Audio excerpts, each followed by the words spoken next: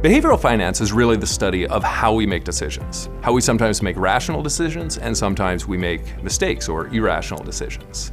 And over the years, we've uncovered a number of different biases or pre-programming in our brains that can lead us down the wrong path when it comes to investing. And these include loss aversion, overconfidence, confirmation bias. One of the good things about the different biases is even understanding what they are and the symptoms that they create actually helps empower the investor to somewhat mitigate some of those impacts. But there are also a number of other tools that you can use to help mitigate them. Having a more systematic approach removes a lot of the emotion from the investment process, and when it's a less emotional process, then your biases have less chance of steering you down the wrong path.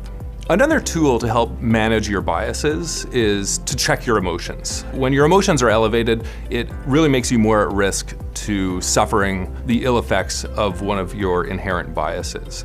And what we found in the investment world is by managing your emotions and taking a break can very often lead you to making a more rational decision. Another way to offset some of the negative impacts of the different biases is to work with an investment professional. Actually, relying on expert advice can help mitigate some of the impacts. If you're suffering from a bias, your advisor might not be, and they can help steer you down the correct path. So in addition to trying to educate investors and trying to encourage people to become better investors by managing their biases, we also believe that behavioral biases can create investment opportunities in the marketplace. When a number of investors are making similar mistakes and suffering from certain biases, it can cause asset prices to be mispriced. And in that, can create an opportunity to profit.